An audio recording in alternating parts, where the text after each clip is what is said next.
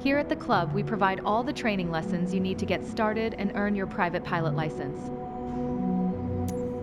Then, once you've earned your PPL, you can build up your flight hours and get more experience by taking people out on first flights. But before any of that, let's head outside and take a flight to get familiar with our aircraft and the local surroundings.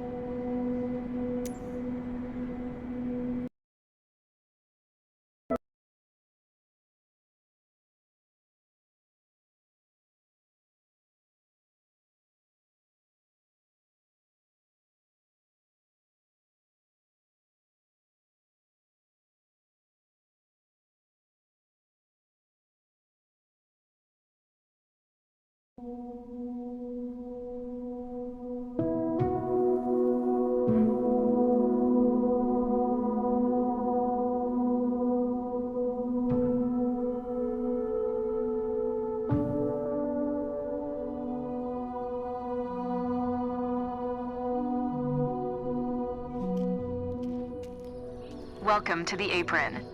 This is where all our flying adventures begin. Why don't you walk around a bit while I finish the pre-flight preparations?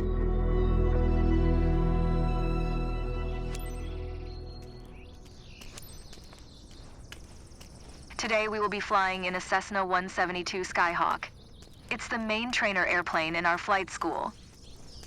Our Cessna's got a glass cockpit and a 180 horsepower engine, climbs well, and is easy to fly. It's one sweet ride. I'm ready if you are, so hop in and buckle up. Let the good times roll. Welcome aboard. While you settle in, let's go over our flight plan. After taking off, we will climb to 1,900 feet above sea level and then fly over the airport to enjoy the view. Ready? Why don't you start the engine for us? Perfect. The wind is from 270 degrees direction with a speed of 9 knots, so we'll be taking off from runway 26. Okay, let me taxi to the runway.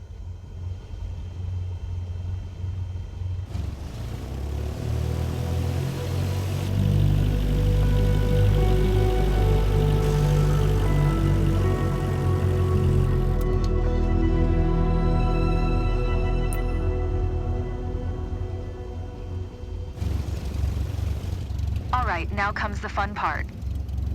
After releasing the brakes and applying full power, we will speed up and take off once we reach 60 knots airspeed. We will be climbing at 75 knots, which is the recommended climbing speed for the Cessna Skyhawk. While climbing, we will follow a left-hand traffic pattern and make 2 turns. Don't worry if it sounds overwhelming, I am here to help. Release the parking brakes, otherwise we're not going anywhere. Good. Ready for takeoff? Apply full power to get us moving. You handle the yoke, and I'll take care of the pedals, steering the aircraft on the runway during takeoff.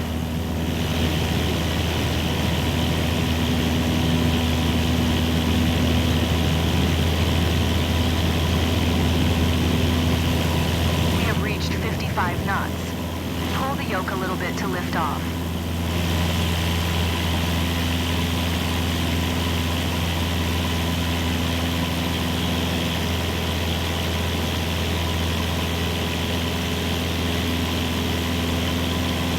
Approaching our first turn. As you'll see, the Cessna 172 requires very little yoke movement to turn. We are 300 feet above the ground. I will retract the flaps. You keep climbing.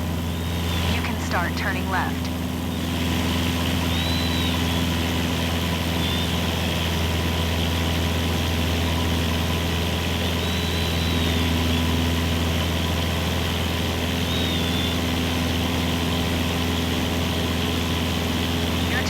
Shallow, bank a little more.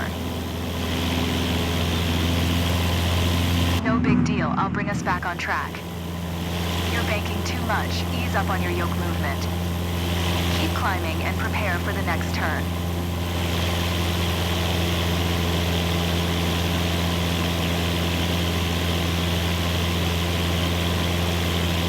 This is a good climbing angle, try to visually remember it. Okay, turn left again, we are almost there.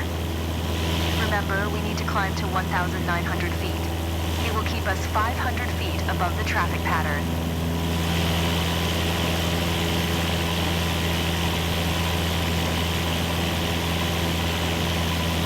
I love the weather today. The clouds are beautiful, aren't they?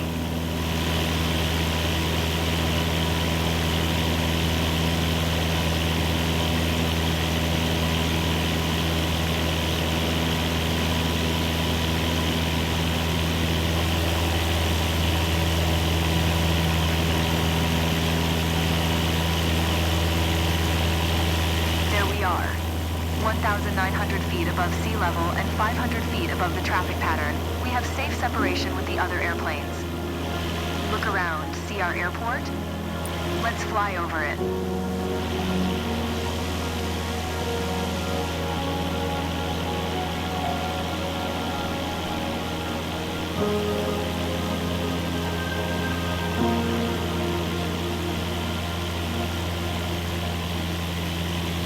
Excellent. I know that you're busy navigating and controlling the plane, but don't forget to enjoy the view.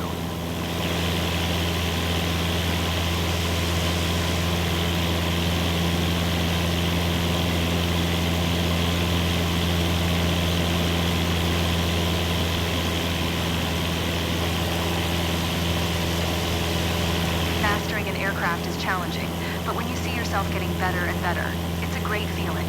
We'd be glad to see you in our flight school. I hope you enjoyed the flight. Let's head back to the ground now.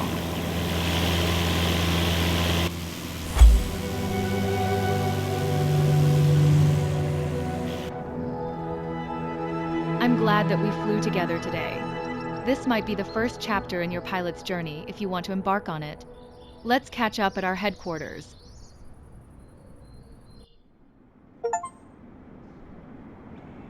You seemed comfortable out there. I'm sure you will get your PPL in no time. There's a laptop in the office that shows all the certification information you'll need for your PPL exam. Take a look.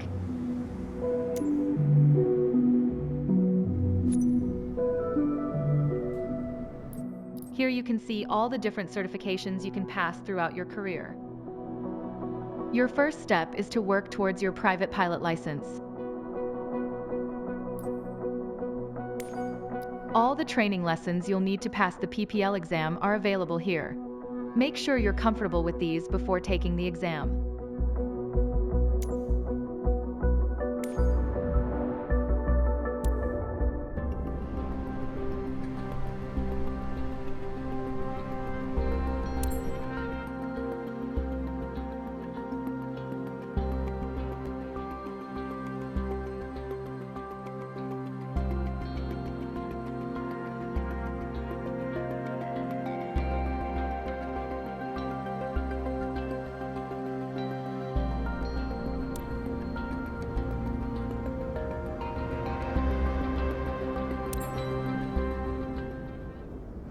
Welcome to Sedona. I'm Captain Jess Molina, and I'll be your instructor. For this lesson, we're going to start on the ground and focus on some basic concepts. Fundamentals every pilot needs to know before hitting the skies. This is your plane, a classic, the Cessna 172. Take a look around it. In the simulator, anytime you want, you can easily switch to cursor mode.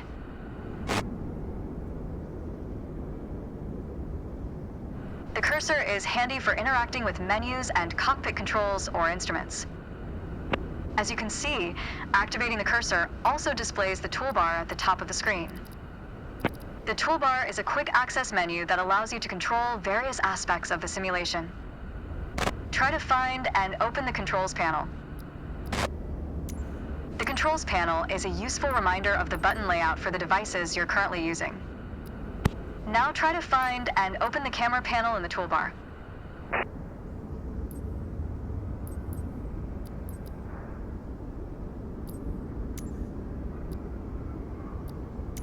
The camera panel allows you to access the various views and camera modes of the simulation.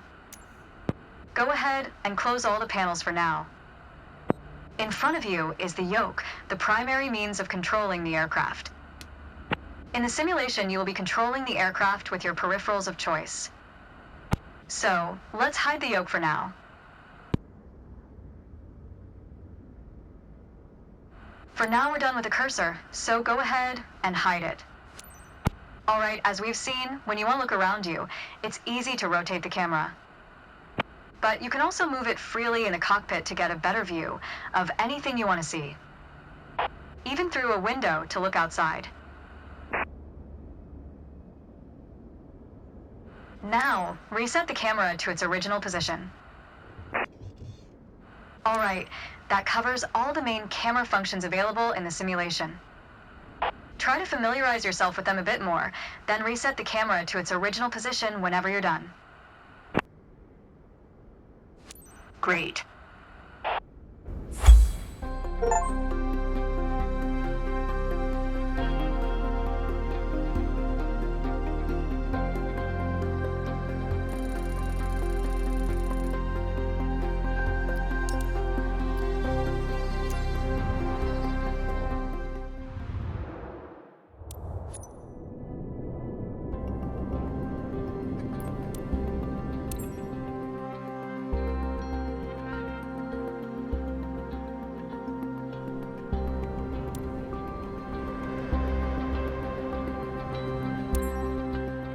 Let's get you familiar with the aircraft, a Cessna 172, and a few commands to navigate it through the skies.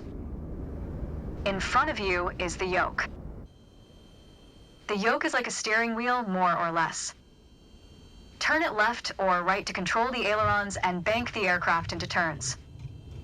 Look at the trailing edge of the wings while turning the yoke to see the effect on the ailerons. Okay. Now, the difference between the yoke and a steering wheel is you can pull or push on the yoke. This controls the elevator at the back of the aircraft to make it climb or descend. Look at the horizontal stabilizer while you pull on the yoke. You can see how it affects the elevator. Nice. Down at your feet are the rudder pedals. They steer the aircraft when you're on the ground. The upper part of the pedals also control your brakes. In the air, they control the rudder at the end of the vertical stabilizer to yaw the aircraft. This is mostly for small corrections. For coordinating turns or compensating for a plane's tendency to pull left during takeoffs and climbs. Look at the vertical tail while operating the pedals to see the effect on the rudder. Great. Last but not least, the throttle is located near the center of the cockpit. Pushing forward will increase power, pulling back will decrease power. First, look at the throttle and select it. Keep it selected and push it forward to increase power. Power is increased. Now pull it back to decrease power. Power is decreased. Now we'll do the same without focusing on it. Deselect the throttle. Look away from the throttle and increase power. Set your throttle to idle. Excellent.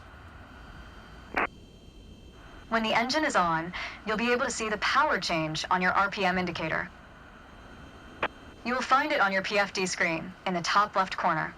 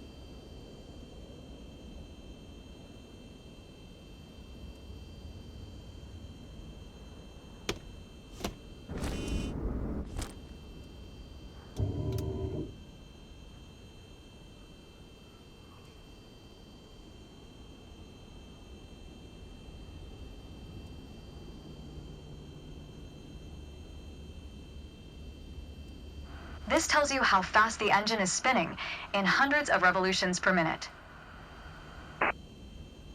Next, take a look at your current speed on the airspeed indicator.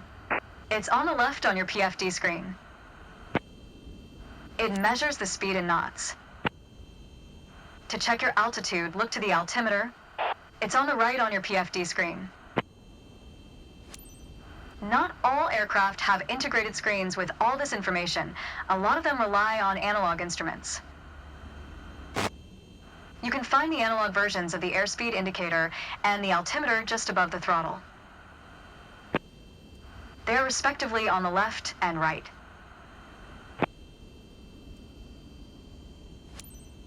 The analog altimeter has 3 hands similar to a clock. The long, thick pointer indicates 100-foot intervals. The short, thick one is 1,000-foot intervals, and the long, thin one counts 10,000-foot intervals.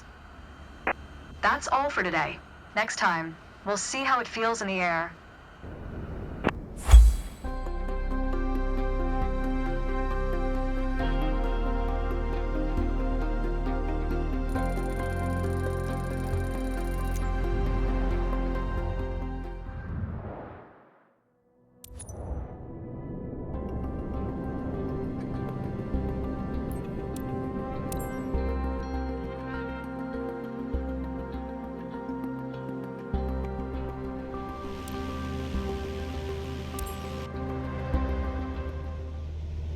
To help demonstrate pitch, I've drawn 3 lines on the windshield.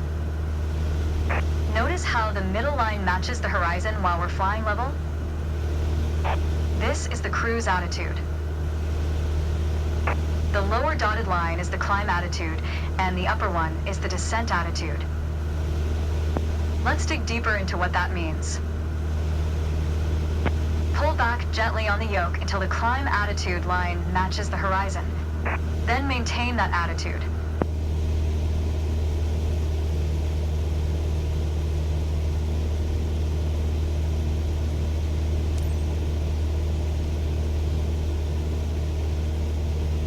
According to your altimeter, we're gaining altitude. But we're losing airspeed, proving you can't avoid basic physics while making a climb.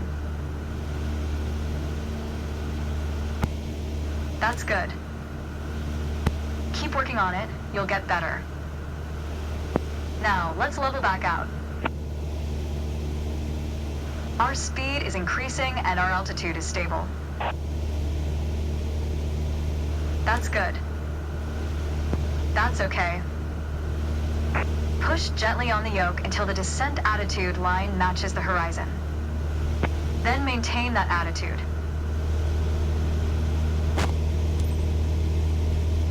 As expected, with a nose-down attitude, our altitude is decreasing while our speed is picking up. Great. That's good. Keep working on it, you'll get better. Okay, bring us back to level flight. Now your speed is decreasing and your altitude is stable. That's good. That's okay. Try to make only small adjustments to your pitch to avoid overcorrection.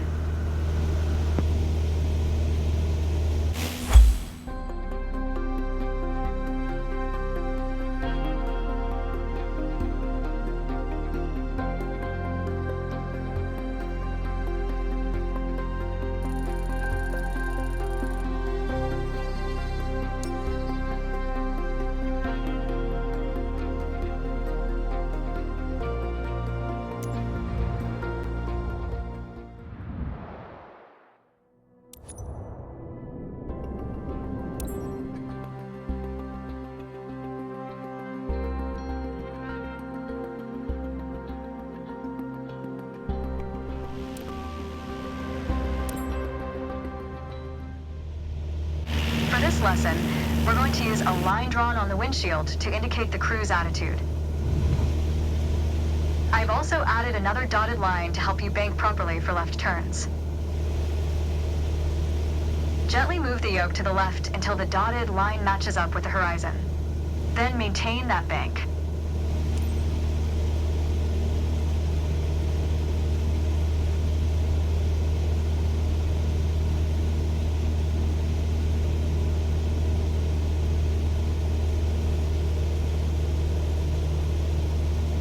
That's good. Watch your altitude. It wasn't constant during the turn. Now, let's see level back out. All right.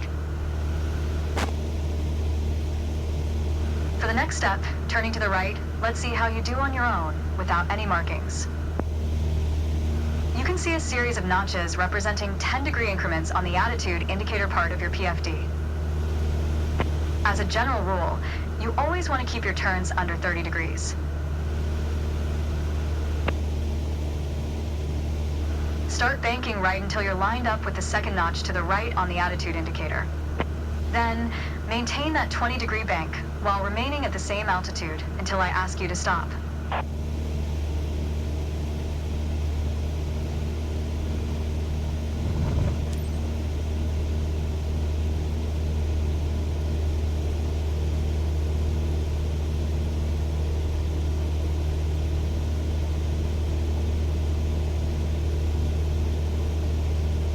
That's good. Keep working to maintain a constant altitude during the turn. Level us back out now.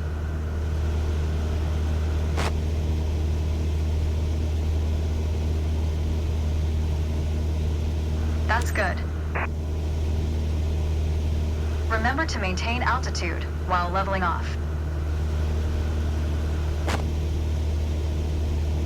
Small corrections on the yoke will lead to more accurate turns.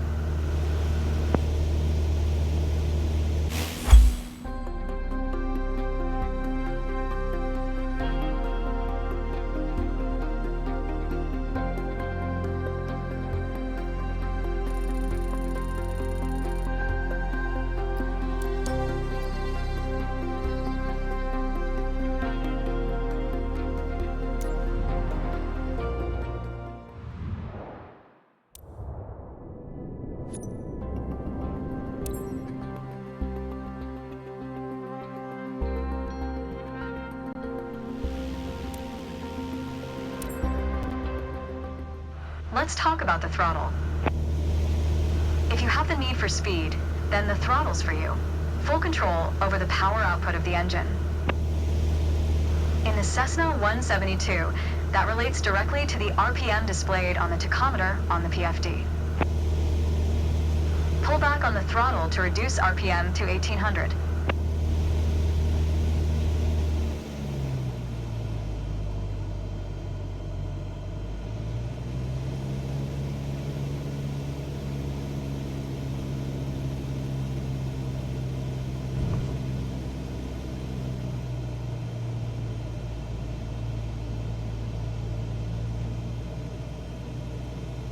Look how your speed and altitude are also decreasing.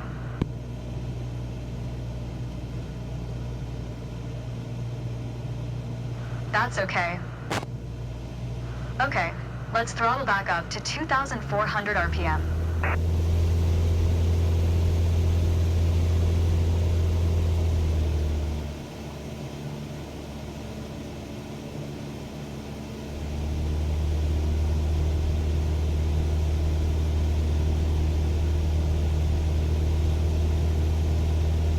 Your speed is increasing now. As long as you maintain the same attitude, your altitude will keep climbing as well. Keep working on it, you'll get better. I think a bit more practice may be a good idea.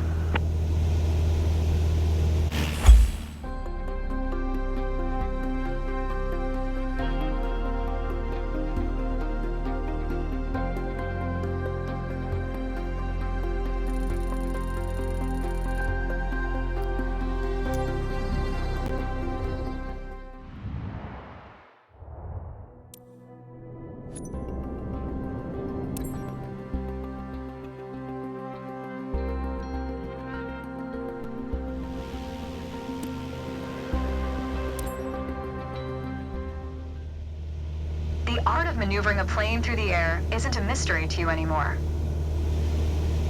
Now it's time to test the skills you've learned. As you can see, we're cruising at 6,000 feet on a north heading of 360 degrees. Start by descending to 5,500 feet while maintaining a northerly heading.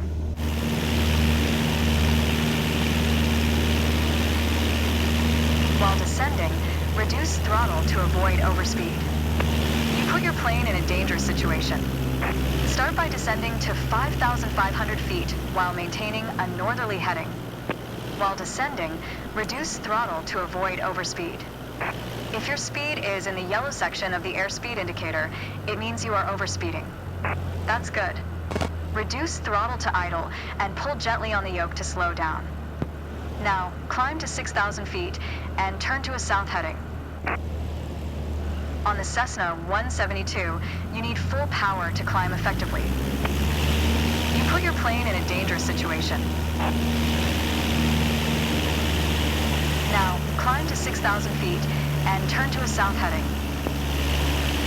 On the Cessna 172, you need full power to climb effectively.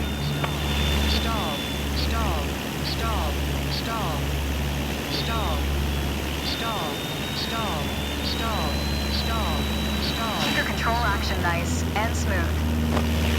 You put your plane in a dangerous situation. Now, climb to 6,000 feet and turn to a south heading. On the Cessna 172, you need full power to climb effectively. Stall, stall, stall.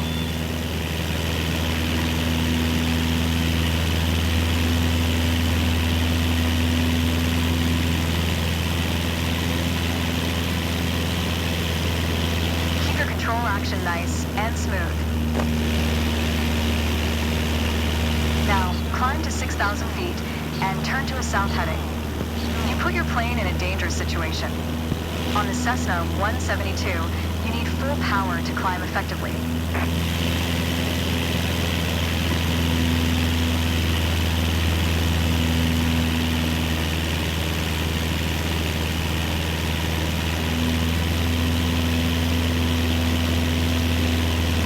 You put your plane in a dangerous situation.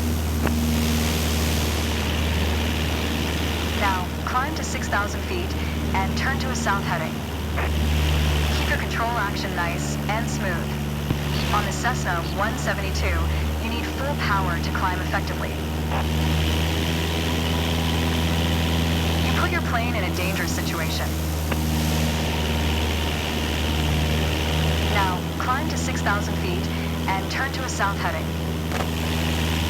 On the Cessna 172, you need full power to climb effectively. Keep your control action nice and smooth. Stall, stall, stall, stall. Keep your control action nice and smooth. Now, climb to 6,000 feet and turn to a south heading. You put your plane in a dangerous situation. On the Cessna 172, you need full power to climb effectively. Stall, Keep your control action nice and smooth. Now, climb to 6,000 feet and turn to a south heading. You put your plane in a dangerous situation. On the Cessna 172, you need full power to climb effectively.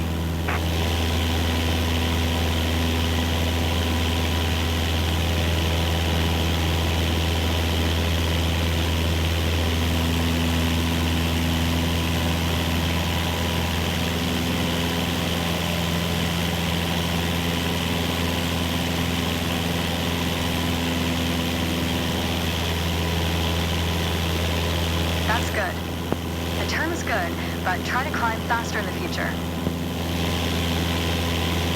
All right, next exercise. Maintain your heading of 180 degrees, stay at 6,000 feet, and adjust your airspeed to 80 knots.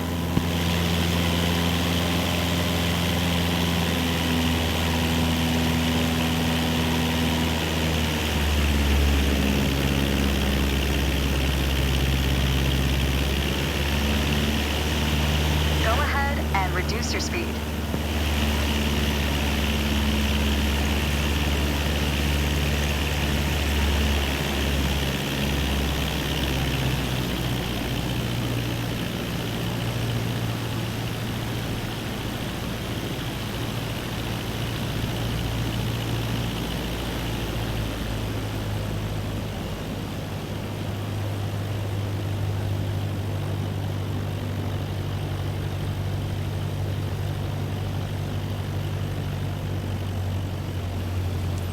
put your plane in a dangerous situation.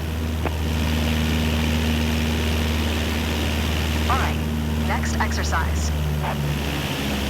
Maintain your heading of 180 degrees, stay at 6,000 feet, and adjust your airspeed to 80 knots.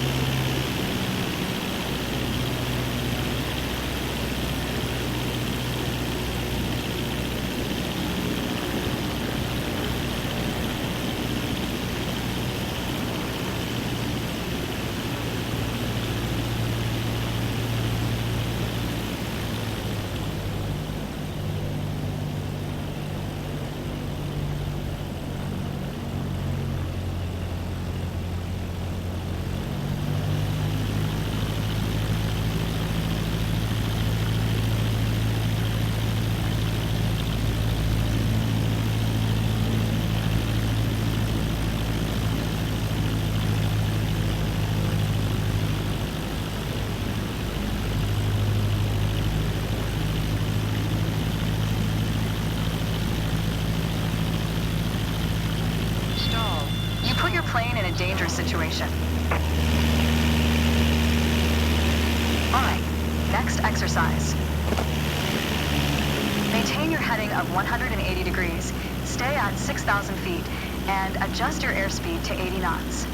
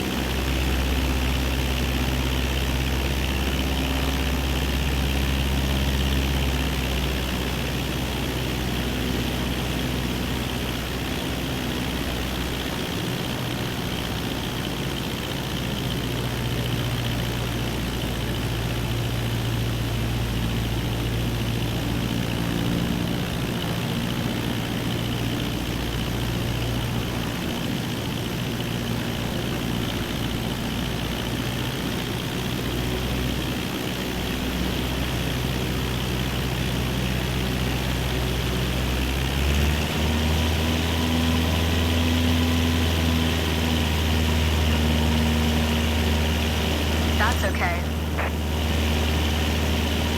Review straight and level flight to better manage your speed and altitude. Additional practice will help, don't worry.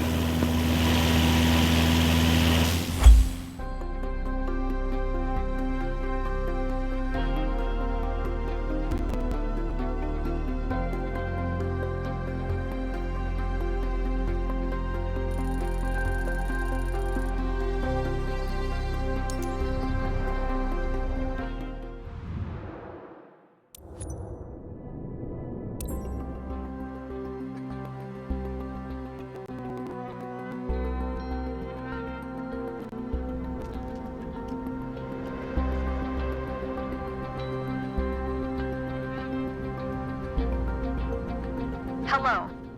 Today we're going to go over all the steps that precede turning on your engine. Those steps are essential to ensure your aircraft's integrity and that everything is in order for a smooth and seamless flight. First of all, stretch your legs a bit and take a look at your aircraft and your surroundings. We never took much time to look at our aircraft from the outside, so take your time if you want to inspect it.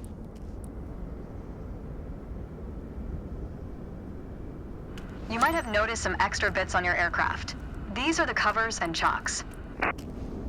Covers are installed when the plane is not in use and are meant to avoid damaging its sensitive parts. Chocks are there to immobilize the aircraft. You'll need to remove them before takeoff.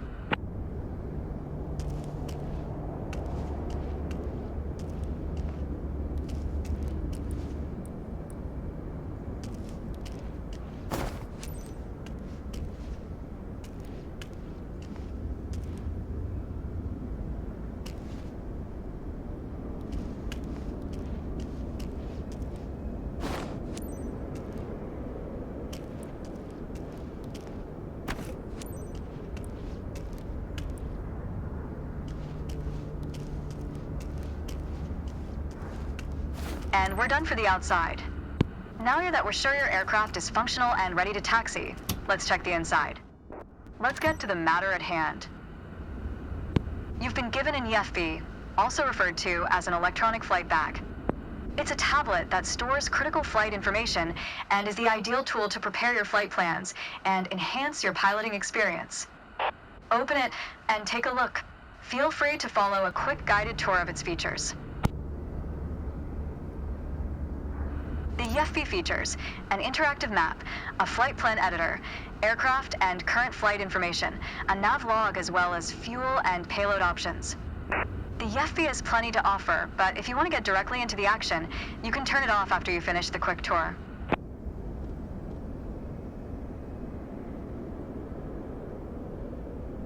It seems like we're all clear on the checklist. Now start this pretty bird up.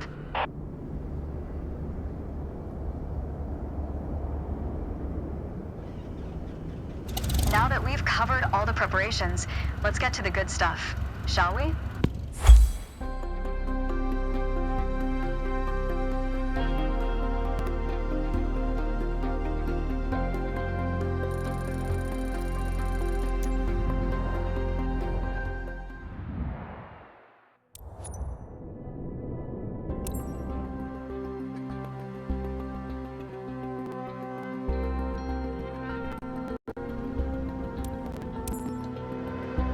Let's take a moment to talk about taxiing. Taxiing refers to moving the aircraft on the ground under its own power. In particular, getting from the ramp out to the hold short point on the edge of the runway. Steering on the ground is managed through the rudder pedals. That's right, unlike driving a car, we turn by using our feet. Okay, ready?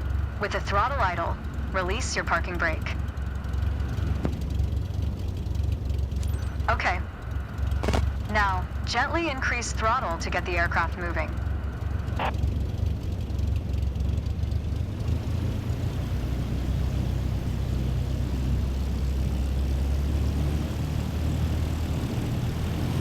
Go easy on your throttle. Use your rudder pedal to turn left and enter the taxiway. Increase throttle to gain forward momentum and then reduce RPM accordingly to match a fast walking speed while taxiing. Now, test the brakes. Watch your speed. Good. Brakes checked. Watch your speed. Unfortunately, one of your wheels crossed out of the taxiway. Taxi to the next exit, then come to a stop. Remember to control your speed with throttle and brakes. See the crossing in front of us. Stop before it, as if traffic was coming off the runway. Watch your speed.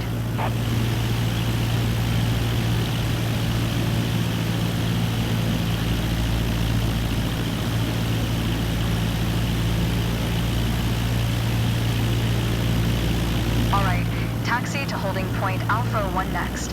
It's at the far end of the airport, near the head of runway 21. Stay as close as possible to the taxiway center, marked by the yellow line, and watch your speed. Watch your speed.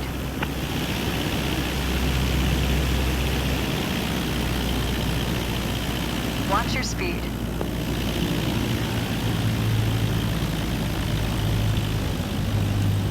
Watch your speed. After the right turn, come to a stop before the hold short point. Unfortunately, one of your wheels crossed out of the taxiway. All right, taxi to holding point Alpha 1 next. It's at the far end of the airport, near the head of runway 21. Stay as close as possible to the taxiway center, marked by the yellow line, and watch your speed.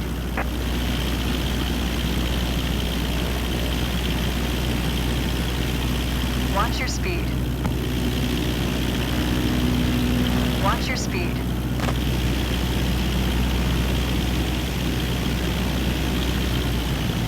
Watch your speed. After the right turn, come to a stop before the hold short point, in prep for takeoff. Watch your speed. Unfortunately, one of your wheels crossed out of the taxiway. All right, taxi to holding point Alpha 1 next. It's at the far end of the airport, near the head of runway 21. Stay as close as possible to the taxiway center, marked by the yellow line, and watch your speed.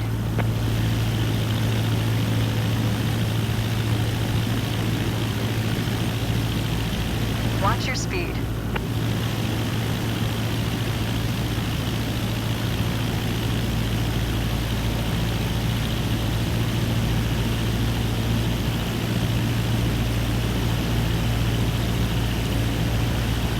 After the right turn, come to a stop before the hold short point. In prep. Unfortunately, one of your wheels crossed out of the taxiway. All right, taxi to holding point Alpha 1 next. It's at the far end of the airport, near the head of runway 21. Stay as close as possible to the taxiway center, marked by the yellow line, and watch your speed. Watch your speed.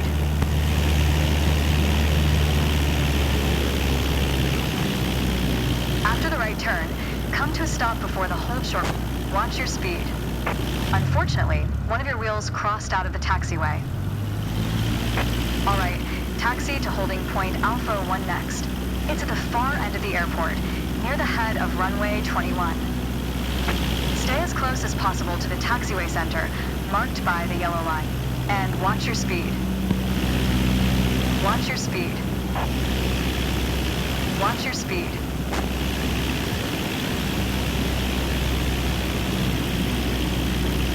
Watch your speed. After the right turn, come to a stop before the hold short point. Unfortunately, one of your wheels crossed out of the taxiway.